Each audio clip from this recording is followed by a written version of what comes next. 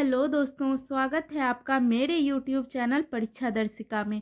दोस्तों, पिछले वीडियो में हम लोग हिंदी साहित्य के टॉप प्रश्नों का 100 एमसीक्यू लगभग देख लिए थे।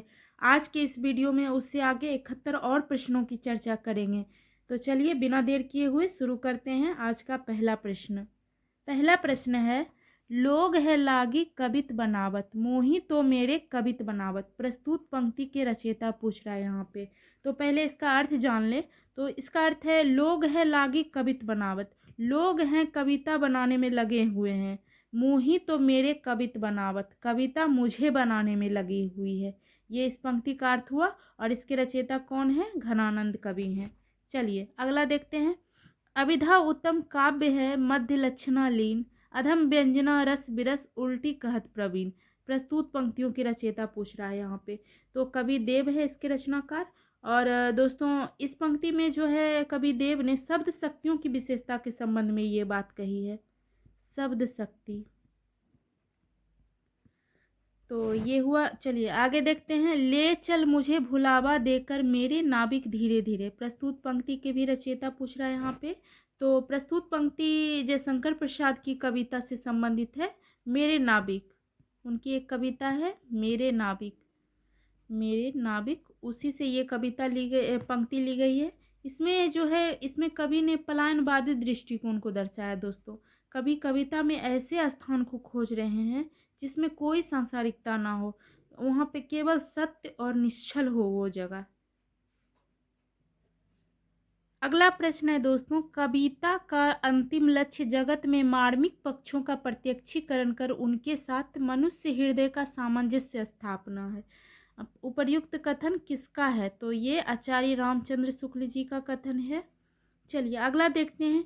केवल मनोरंजन न कवि का कर्म होना चाहिए, उसमें उचित उपदेश का भी मर्म होना चाहिए। प्रस्तुत पंक्ति के रचयिता पूछ रहे हैं। तो दोस्तों, राष्ट्र कवि मैथिली शरण गुप्त की ये पंक्ति है। और ये पंक्तियां राष्ट्र कवि रामधारी सी दिनकर के लिए बिल्कुल सटीक बैठती है। दोस्तों, दिनकर जी ने कविता को मनोरंजन का साधन नहीं माना, बल्कि लोगों को जागृत करने का जरिया बनाया है। आपको बता दें फ्रेंड्स कि रामधारी सी दिनकर हिंदी के उन गिने चुने कवियों में से हैं जिन्हें राष्ट्र कवि और जन कवि दोनों का दर्जा प्राप्त है। चलिए आगे है फ्रेंड्स कि बैर क्रोध का अचार या मुरब्बा, यह कथन किसका है? तो ये कथन रामचंद्र शुक्ल का है। दोस्तों, इस पंक्ति से तात्पर्य है कि जिस तरह अचार या मुरब्बा को बनाकर हम उसे एक पात्र में लंबे समय के लिए रख लेते हैं, उसी तरह क्रोध को भी यदि अपने मन रूपी पात्र में रख लेंगे तो वह धीरे धीरे अचार या मुरब्बा की तरह पककर बैर का रूप धारण कर लेगा। इस तरह से ये पंक्ति का अर्थ हुआ। चलिए, और ये किसके द्वारा कथन है? तो रामचंद्र शुक्ल जी का ये कथन है। अगला है शब्दार्थो सहितम काव्यम। ये उक्ति किसकी है? तो ये आचार्य भामा की उक्ति है। दोस्तों, आचार्य भामा संस्कृत भाषा के सुप्रसिद्ध आचार्य थे और इन्हें अलंकार संप्रदाय का जनक कहा जाता है। यदि पूछे क्वेश्चन कि अलंकार संप्रदाय का जनक किसे कहा जाता है, तो आचार्य भामा को अलंकार संप्रदाय का जनक कहा जाता है। नेक्स्ट प्रश्न है हमारा, ढाई अक्षर प्रेम के पढ़े सो पंडित होय। प्रस्तुत पंक्ति के रचयिता कौन है? तो ये तो बहुत एकदम सब ये पंक्ति सुने ही होंगे, कबीरदास की पंक्ति है। और दोस्तों, इन पंक्ति के माध्यम से कबीर कहते हैं कि बड़ी बड़ी पुस्तकें पढ़कर संसार में कितने लोग मृत्यु के द्वार तक पहुंच गए, पर सभी विद्वान ना हो सके। कबीर कहते हैं कि यदि कोई प्रेम के ही ढाई अक्षर पढ़ लेना अच्छी तरह, वही सच्चा ज्ञानी होगा। तो दोस्तों, इस तरह से इस पंक्ति का अर्थ हुआ। नेक्स्ट प्रश्न है दोस्त कि वही मनुष्य है जो मनुष्य के लिए मरे। इसके रचयिता कौन है? तो मैथिली शरण गुप्त है इस पंक्ति के रचयिता।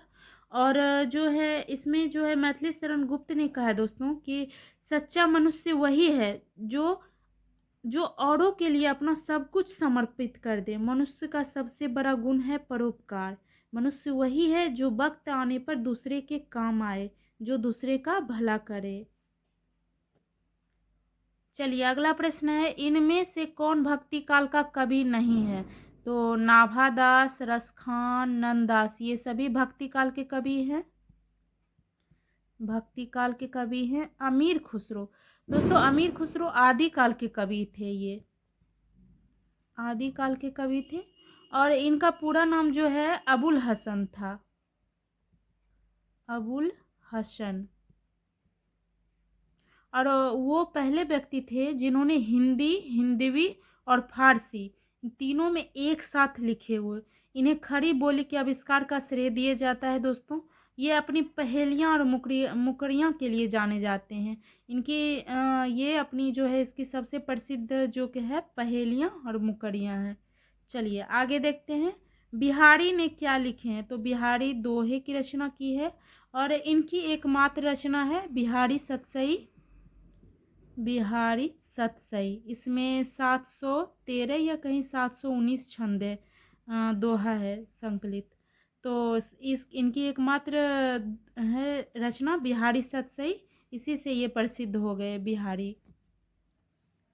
अगला प्रश्न है दोस्तों कि निम्नलिखित में से कौन सा प्रबंध काव्य है? तो इसमें रामचरितमानस, यही देखिए ये रामचरितमानस है, ये जानते ही हैं, ये गोस्वामी तुलसीदास की रचना है। तुलसीदास की रचना है ये। और ये रामचरितमानस एक महाकाव्य है। पिछले वीडियो में आप लोग को बताए थे कि प्रबंध काव्य क्या है। तो इसमें प्रबंध काव्य में कोई प्रमुख कथा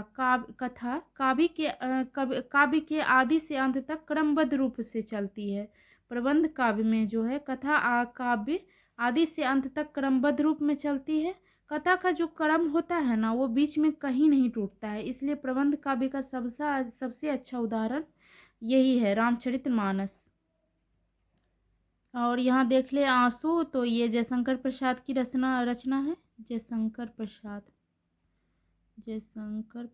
की रचना है। एक कंठ बिस्पाई, तो ये दुष्यंत कुमार की रचना है। दोस्तों बिहारी रत्नाकर ये तो जानते ही हैं, बिहारी की रचना है। चलिए अगला है, निम्नलिखित में किन्हें साहित्य अकादमी पुरस्कार मिला है? तो नामवर सिंह को मिला है।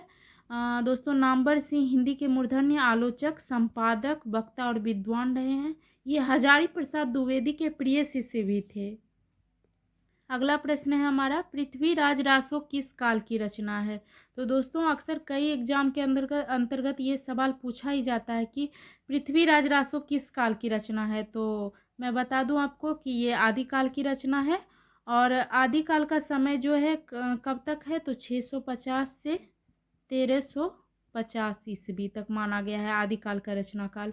और दोस्तों इस ग्रंथ की जो गणना है आदिकाल पर लिखे गए ग्रंथों के अंतर्गत सबसे ऊपर की जाती है। इसके रचनाकार तो जानते ही हैं कि चंदवर दाई है इसके रचनाकार।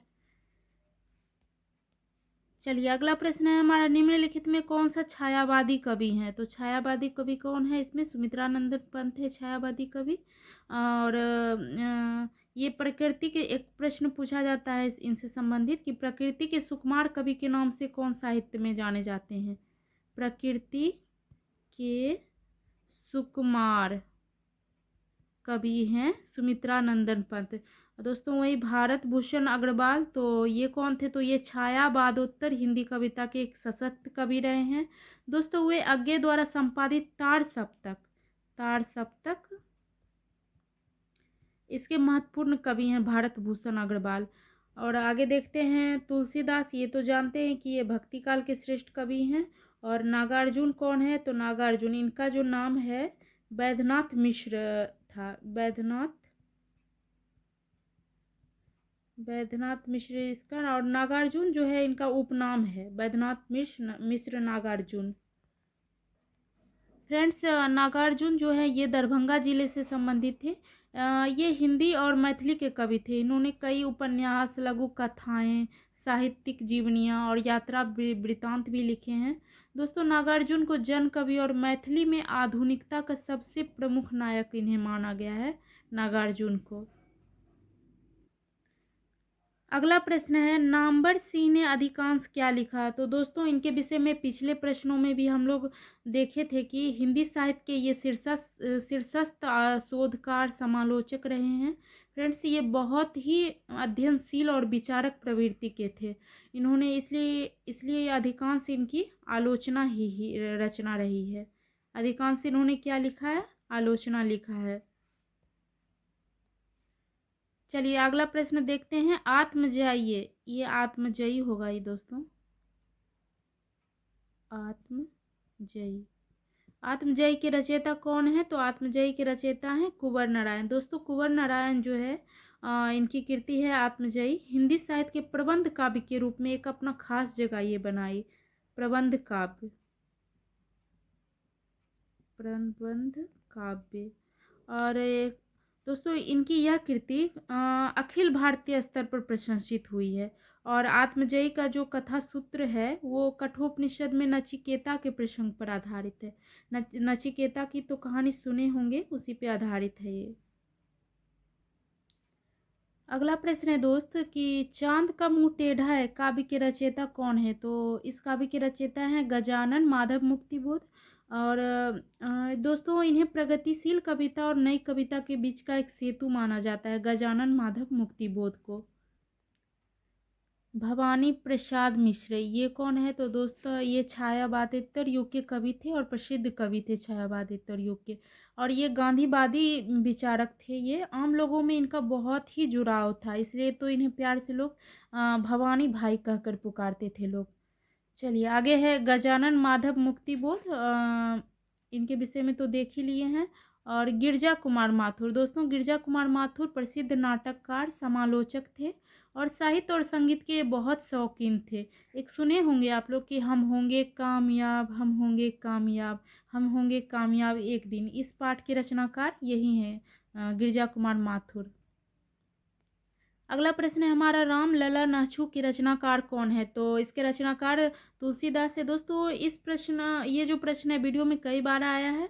तुलसीदास की एक लघु रचना है राम लला नहछू। और इसमें श्री राम के नहछू मतलब पैर के नाखून काटे जाने का पारंपरिक संस्कार का वर्णन हुआ है राम लला नहछू में। चलिए इसी तरह से आगे प्रश्न देखते हैं। आषाढ़ का एक दिन नाटक के रचयिता, तो इसके रचनाकार कौन है? तो मोहन डाकेश है। दोस्तों मोहन डाकेश जी द्वारा लिखित ये बहुत ही प्रसिद्ध नाटक है। और इस नाटक का मंचन भारत सहित विदेशों में भी अंग्रेजी भाषा में हुआ है। दोस्तों इसकी कथा वस्तु की बात करें, आषाढ़ का एक दिन नाटक की कथा वस्तु की बात करें तो यह रचना कवि कालिदास और मल्लिका की निस्वार्थ प्रेम कहानी पर लिखी गई नाट्य कृति है। चलिए आगे देखते हैं यामा के रचयिता। तो यामा के रचयिता कौन है? छायावादी कवित्री महादेवी वर्मा की रचना है। दोस्तों ये कविता संग्रह है, यामा कविता संग्रह है। और इस संग्रह में दोस्तों उनके 4 कविता संग्रह और संकलित किए गए हैं। एक निहार, नीरजा,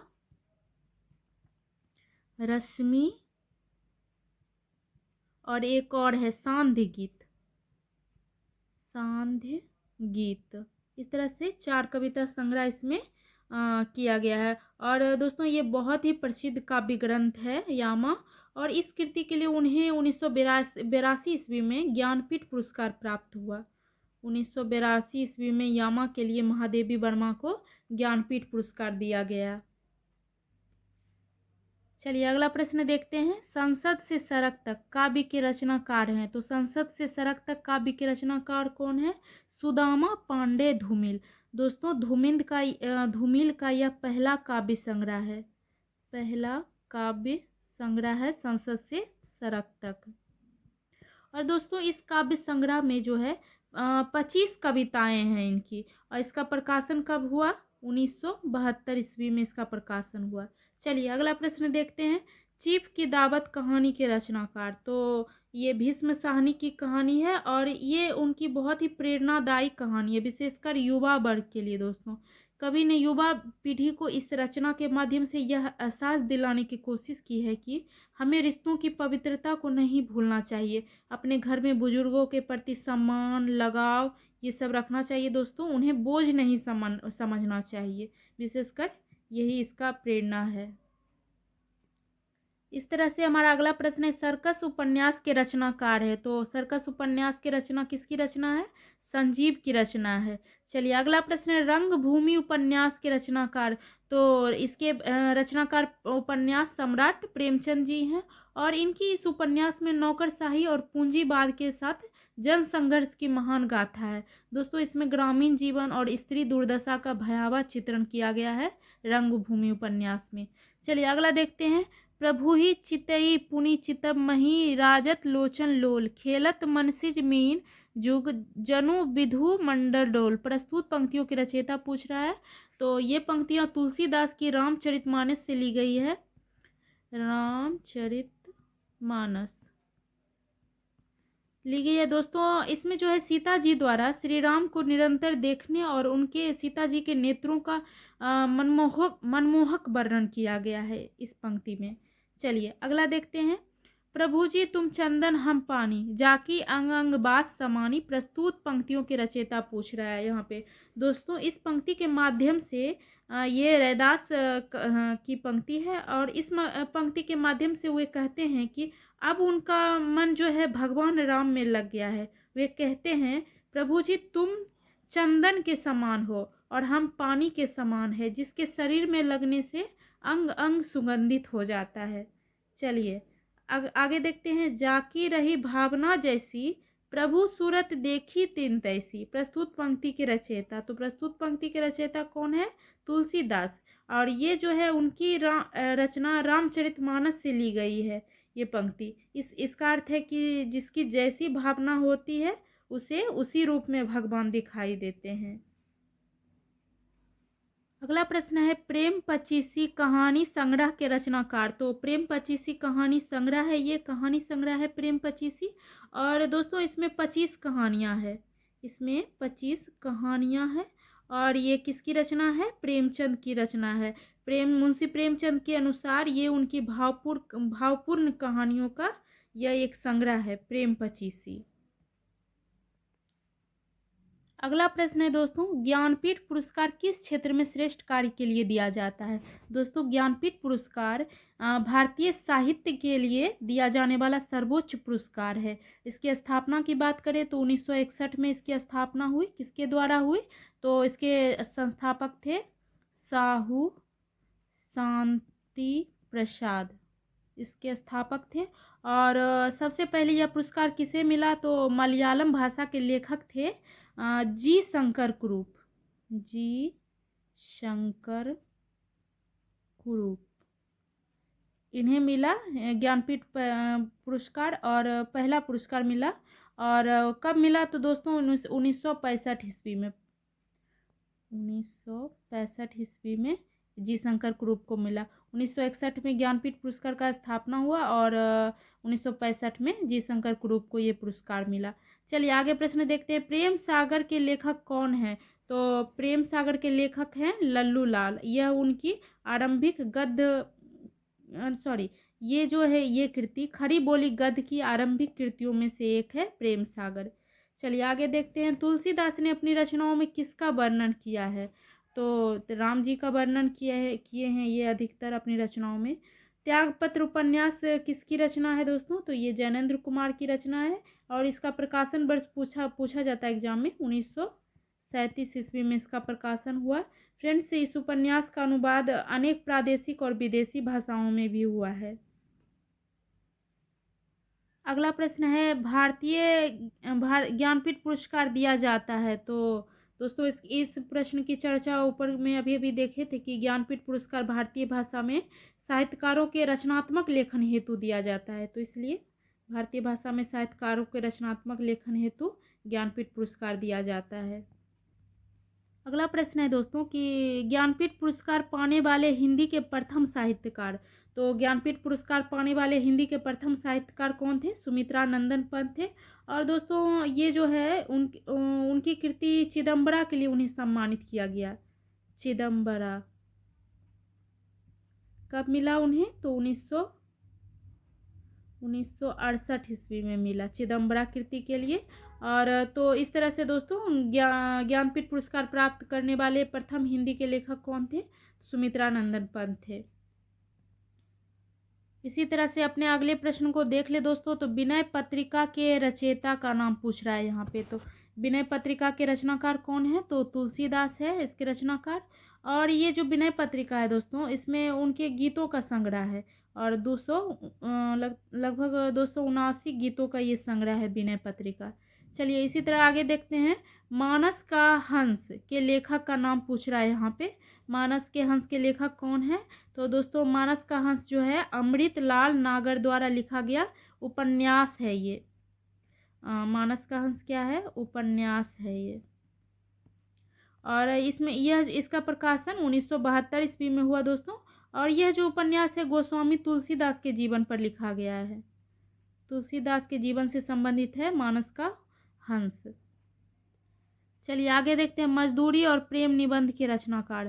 तो मजदूरी और प्रेम के निबंध के रचनाकार कौन है? तो सरदार पूर्ण सिंह हैं दोस्तों। सरदार पूर्ण सिंह इन्होंने जितने भी निबंध लिखे उसमें मजदूरी और प्रेम निबंध जो है महत्वपूर्ण स्थान दिया गया है इसे। इसमें क्या है? तो इसमें किसान वर्ग और किसान वर्ग जितने भी हैं और श्रमिक वर्ग, उसे ईश्वर का सच्चा प्रतिनिधि बताया गया है और उनके श्रम का महत्व दिखाया गया है इसमें मजदूरी और प्रेम में। चलिए अपना अगला प्रश्न देखते हैं। कलम के सिपाही क्या है? तो दोस्तों तो यह जीवनी है दोस्तों। किसका जीवनी है?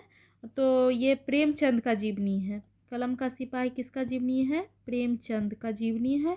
और जो कि अमृत राय द्वारा लिखी गई। इसके रचनाकार हैं अमृत राय।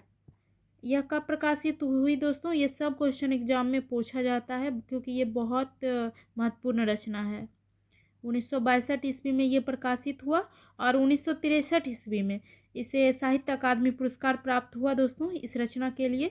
और फ्रेंड्स इसमें जो है ये कलम का सिपाही वाक्य जो है ये किसके लिए प्रयोग हुआ है? तो मुंशी प्रेमचंद के लिए ये प्रयोग हुआ है। चलिए अगला प्रश्न है फ्रेंड्स। दुख ही जीवन की कथा रही, क्या कहूँ जो आज नहीं कही। प्रस्तुत पंक्ति के यहाँ रचनाकार पूछ रहे हैं। तो इसके रचनाकार हैं सूर्यकांत त्रिपाठी निराला, जो कि छायावादी कवि हैं। दोस्तों इस पंक्ति का आशय है कि हमारे जीवन में संघर्ष का बहुत ही महत्व है। हमारा जीवन संघर्षों से भरा होता है। जब दुख आता है तब हमें संघर्ष करना ही पड़ता है। जिसने संघर्ष छोड़ दिया वो अपने जीवन में आगे नहीं बढ़ सकता, आगे कुछ हासिल नहीं कर पाएगा। दोस्तों निराला जी ने अपने जीवन में बहुत संघर्ष देखे हैं। जीवन भर पारिवारिक और आर्थिक कष्टों से ये जूझते ही रहे।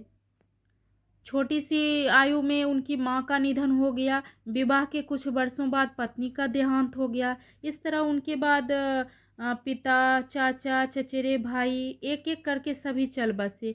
यही उनका दुख समाप्त नहीं हुआ दोस्तों। अंत में एकमात्र सहारा उनकी पुत्री सरोज का मृत्यु ने निराला को अंदर तक झकझोर दिया। इस तरह दोस्तों कवि निराला ने अपने जीवन में मृत्यु का जैसा साक्षात्कार किया था, उसकी अन्य झलक इसकी झलक जो है उसकी कविताओं में दिखाई देता है। इस तरह इस पंक्ति में भी आप करुण रस देख सकते हैं। चलिए अगला प्रश्न देखते हैं। हिंदी की पहली कहानी लेखिका का नाम क्या है? तो बंग महिला है। इनका एक नाम और है राजेंद्र बाला घोष। राजेंद्र बाला घोष ये इनका नाम है और बंग महिला उपनाम है। चलिए आगे देखते हैं। खड़ी बोली के सर्वप्रथम लोकप्रिय कवि माने जाते हैं। तो कौन है खड़ी बोली के लोकप्रिय कवि? तो अयोध्या सिंह उपाध्याय हरिओंद। और इनकी एक प्रसिद्ध रचना है प्रिय प्रवास। प्रिय प्रवास। प्रिय प्रवास जो है खड़ी बोली का प्रथम महाकाव्य कहा जाता है। यदि पूछे एग्जाम में क्वेश्चन कि खड़ी बोली का प्रथम महाकाव्य का क्या नाम है? तो प्रिय प्रवास। और ये किसकी रचना है? अयोध्या सिंह उपाध्याय हरिओंद की रचना है। नेक्स्ट क्वेश्चन देखते हैं। तो फणीश्वर नाथ रेणु किसके लेखक हैं? तो ये मैला आंचल इसकी रचना है दोस्तों। मैला आंचल जो है आंचलिक उपन्यास है ये। आंचलिक उपन्यास। आंचलिक रचना जो है किसी क्षेत्र विशेष से संबंधित होती है दोस्तों आंचलिक रचना। अगला प्रश्न है हमारा। गोदान किसकी कृति है? तो गोदान तो जानते ही हैं प्रेमचंद की कृति है। और ये जो है प्रेमचंद की अंतिम पूर्ण उपन्यास है। अंतिम पूर्ण उपन्यास। इसका प्रकाशन कब हुआ? तो इसका प्रकाशन वर्ष भी याद रखिएगा 1936 ईस्वी में इसका प्रकाशन हुआ। नेक्स्ट क्वेश्चन है, कस्तूरी कुंडल बसे आत्मकथा है, तो ये मैत्रेयी पुष्पा की आत्मकथा है, कस्तूरी कुंडल बसे दोस्तों। चलिए इसी तरह से आगे देखते हैं, चरणदास चोर किसकी नाट्य कृति है? तो दोस्तों ये हबीब तनवीर की नाट्य कृति है। और ये जो है हबीब तनवीर का नाटक है चरणदास चोर। इस पर फिल्म भी बनाई गई है श्याम बेनेगल द्वारा, और उनका नाम, फिल्म का नाम था चरणदास द चोर। चलिए आगे देखते हैं, भूषण बिनु न बिराजई कविता बनिता मित, यह कथन किसका है? तो ये पंक्ति में कवि केशव दास, ये केशव दास का पंक्ति है, उसमें उन्होंने अलंकारों के महत्व में कहते हैं कि गुणी और श्रेष्ठ होने पर भी कविता और बनिता, यहाँ पर जो बनिता है, बनिता यहाँ स्त्री को कहा गया है दोस्तों, कि गुणी और श्रेष्ठ होने पर भी कविता और बनिता आभूषणों, मतलब अलंकार, यहाँ पे कविता के संदर्भ में यह अलंकार है और स्त्री के संदर्भ में आभूषण। तो कविता और बनिता आभूषणों अलंकारों के बिना शोभा नहीं देते हैं। इस तरह से ये कहते हैं कि जिस तरह स्त्री के लिए आभूषण शोभा है, उसी तरह कविता के लिए अलंकार शोभा है। इस तरह से इसका अर्थ हुआ। चलिए आगे देखते हैं, ज्ञान मार्गी शाखा के कवियों को किस नाम से पुकारा जाता है? तो ये संत कवि के नाम से पुकारा जाता है। अगला प्रश्न है, इन मुसलमान हरिजनन पर कोटिक हिंदून बारिये, यह कथन किसका है? तो भारतेंदु हरिश्चंद्र जी का यह कथन है। आगे देखते हैं, अपभ्रंश का वाल्मीकि किसे कहा जाता है? स्वयंभू को अपभ्रंश का वाल्मीकि कहा जाता है। और हिंदी के जैन कवि में इनका नाम सबसे पहले आता है दोस्तों, ये अपभ्रंश भाषा के महाकवि थे। चलिए अगला देखते हैं, चंदबरदाई किसके दरबारी कवि थे? तो ये पृथ्वीराज चौहान के दरबारी कवि थे। ये चंदबरदाई जो है पृथ्वीराज के मित्र, राजकवि और उसके सहयोगी भी थे। अगला क्वेश्चन है, मलिक मोहम्मद जायसी को जायसी कहा जाता है क्योंकि वे जायस नामक स्थान के निवासी थे। दोस्तों मलिक मोहम्मद जायसी जो है उत्तर प्रदेश के जायस कस्बा के निवासी थे, और इसी के कारण उसका उपनाम जो है जायसी पड़ गया। और ये भक्ति काल के निर्गुण प्रेमाश्रयी धारा के कवि थे। चलिए आगे देखते हैं, रीति काल का वह कौन सा कवि है जो अपनी मात्र एक कृति से हिंदी साहित्य में अमर हो गए? तो दोस्तों इनके बारे में तो जानते ही होंगे कि मात्र एक रचना, बिहारी की मात्र एक रचना है बिहारी सतसई, इससे वे साहित्य जगत में अमर हो गए। अगला है, कठिन काव्य का प्रेत किस कवि को कहा जाता है? तो दोस्तों केशवदास को कठिन काव्य का प्रेत कहा जाता है, और इन्हें अलंकारों से बहुत प्रेम था, परंतु उनकी रचनाओं में अलंकारों के प्रयोग से जो मूल भाव होता था रचना का वो दब जाता था, जिससे उनकी काव्य जो है कठिन प्रतीत होती थी और साधारण जन के समझ से ये दूर हो जाती थी। इसलिए इन्हें कठिन काव्य का प्रेत कहा गया केशवदास को। ये क्वेश्चन खूब पूछा जाता है एग्जाम में, कठिन काव्य का प्रेत किसे कहा जाता है? तो केशवदास को कहा जाता है। अगला प्रश्न है दोस्त कि द्विवेदी युग का नामकरण किसके नाम पर हुआ? तो महावीर प्रसाद द्विवेदी के नाम पे हुआ। और दोस्तों द्विवेदी युग जो है आधुनिक हिंदी साहित्य का दूसरा काल है, ये जो 1900 ईस्वी के आसपास ये शुरू हुआ, 1900 ईस्वी के आसपास। और सरस्वती पत्रिका जो है फ्रेंड्स, उसका प्रकाशन भी इसी वर्ष हुआ है, सरस्वती पत्रिका का। चलिए आगे देखते हैं, हिंदी प्रदीप के यशस्वी संपादक का नाम है बालकृष्ण भट्ट। दोस्तों हिंदी प्रदीप जो है भारतेंदु युग की एक मासिक पत्रिका थी, इसके संपादक कौन हुए? बालकृष्ण भट्ट हुए। अगला प्रश्न है, निम्नलिखित में कौन सरस्वती पत्रिका के संपादक नहीं रहे हैं? तो सरस्वती पत्रिका के संपादक श्याम सुंदर दास भी थे, महावीर प्रसाद द्विवेदी भी थे, श्री नारायण चतुर्वेदी भी थे, शांति प्रिय द्विवेदी ये नहीं थे। सरस्वती पत्रिका के संपादक में इनका नाम नहीं रहा है। अगला प्रश्न है दोस्तों, उसने कहा था कि मुख्य पात्र, पहले जान लेते हैं। उसने कहा था ये क्या है? कहानी है। किसकी कहानी है? इसके रचनाकार हैं चंद्रधर शर्मा गुलेरी, ये इसके रचनाकार है। और ये जो रचना है दोस्तों ये उनकी अद्वितीय रचना है, इस कहानी के प्रमुख पात्र कौन है? लहना सिंह इसके केंद्रीय पात्र है। इस कहानी का उद्देश्य दोस्तों निस्वार्थ त्यागी वीर बलिदान व्यक्तियों को श्रद्धांजलि देना है। दोस्तों अपने लिए तो सभी जीते हैं, लेकिन जो दूसरों के लिए मरते हैं ऐसे व्यक्ति बिरले ही होते हैं। इस कहानी का केंद्रीय पात्र लहना सिंह इसका प्रमुख उदाहरण है। चलिए आगे क्वेश्चन देखते हैं। निम्नलिखित में से कौन सा नाटक प्रसाद का नहीं है? तो जनमेजय का नाग यज्ञ उनकी नाट्यकृति है। स्कंदगुप्त, ध्रुववासिनी ये सभी उन्हीं की नाटक है। और सिंदूर की होली इसके रचनाकार कौन है? लक्ष्मी नारायण मिश्र। अगला क्वेश्चन है हिंदी साहित्य के आधुनिक काल को इस नाम से भी अभिहित किया जाता है। तो गद्य काल कहा जाता है, क्योंकि दोस्तों इस काल में गद्य का विकास हुआ, इसलिए रामचंद्र शुक्ल ने कहा है कि आधुनिक काल को गद्य काल की संज्ञा रामचंद्र शुक्ल ने इन्हें दिया है। चलिए आगे देखते हैं। हिंदी साहित्य में प्रयोगवाद के प्रवर्तक कौन माने जाते हैं? तो अज्ञे माने जाते हैं। मृगनयनी उपन्यास के रचनाकार पूछ रहा है यहाँ पे, तो वृंदावन लाल वर्मा है। दोस्तों मृगनयनी जो उपन्यास है ये वृंदावन लाल वर्मा की प्रसिद्ध ऐतिहासिक रचना है। और दोस्तों इसमें ग्वालियर के राजा मानसिंह तोमर और रानी मृगनयनी की प्रेम कथा है। इसमें प्रेम कथा है किसका? मानसिंह तोमर रहते हैं और रानी मृगनयनी है इनकी प्रेम कथा। जैसी किस धारा के कवि हैं? तो प्रेमाख्यानक काव्य धारा के कवि हैं। चलिए अगला क्वेश्चन है हमारा, निम्नलिखित में कौन सी पुस्तक प्रेमचंद द्वारा लिखित नहीं है?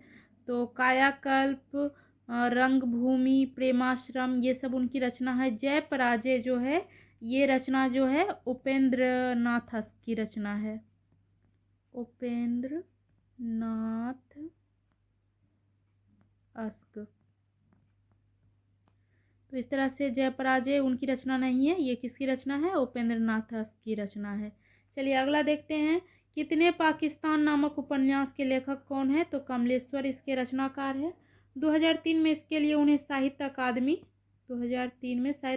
पुरस्कार से सम्मानित किया गया। दोस्तों यह उपन्यास भारत पाकिस्तान के बंटवारे और हिंदू मुस्लिम संबंधों पर आधारित उपन्यास है। चलिए अगला क्वेश्चन है हमारा, मैथिल कोकिल किसे कहा जाता है? तो विद्यापति को कहा जाता है मैथिल कोकिल, ये इस नाम से प्रसिद्ध है। प्रकृति के सुकुमार कवि किसे कहा जाता है दोस्तों? तो इसके बारे में पिछले प्रश्न में भी बताया, सुमित्रा नंदन पंत को कहा जाता है। एक भारतीय आत्मा किसे कहा जाता है? तो माखनलाल चतुर्वेदी को एक भारतीय आत्मा के नाम से पुकारा जाता है। कथा सम्राट किसे कहा जाता है? तो प्रेमचंद के लिए ये नाम उपयुक्त है, कथा सम्राट। बाल चित्रण में कौन सा श्रेष्ठ कवि है? दोस्तों यहाँ पे पूछ रहा है बाल चित्रण में कौन सा कवि श्रेष्ठ है? तो सूरदास श्रेष्ठ हैं। दोस्तों इनका जो वात्सल्य वर्णन है या बाल चित्रण के हैं, इसके विषय में रामचंद्र शुक्ल जी कहते हैं कि सूरदास जो हैं वात्सल्य का कोना कोना जानते हैं। इन्हें तो वात्सल्य रस का सम्राट कहा जाता है। जिस तरह से इन्होंने कृष्ण की बाल लीला की वर्णन अपनी रचनाओं में किया है वह हिंदी साहित्य में अद्वितीय है दोस्तों। इसलिए बाल चित्रण में कौन सा कवि श्रेष्ठ हैं? सूरदास श्रेष्ठ हैं। चलिए आगे देखते हैं। निम्नांकित प्रश्न में दी गई रचना के रचनाकार का सही विकल्प का चयन कीजिए। उर्वशी किसकी रचना है? तो उर्वशी रामधारी सिंह की रचना है दोस्तों। दिनकर की प्रतिष्ठा दोस्तों राष्ट्र कवि और जन कवि के रूप में है। यह उनकी काव्य जो है उर्वशी, इसके लिए उन्हें ज्ञानपीठ पुरस्कार भी मिला, ज्ञानपीठ पुरस्कार। तो इस तरह देख लिए दोस्तों। तो फ्रेंड्स इस तरह से हम लोग हिंदी साहित्य के टॉप अच्छे प्रश्नों को देख लिए हैं जो एग्जाम में पूछे जाते हैं। आप इस वीडियो को बार बार देखिए और खुद प्रैक्टिस कीजिए, आपको बहुत लाभ होगा। चलिए तो इसी के साथ मिलते हैं अगले वीडियो में। वीडियो अच्छा लगे तो लाइक, चैनल को सब्सक्राइब और अपने दोस्तों को शेयर ज़रूर कर दीजिएगा। Thank you.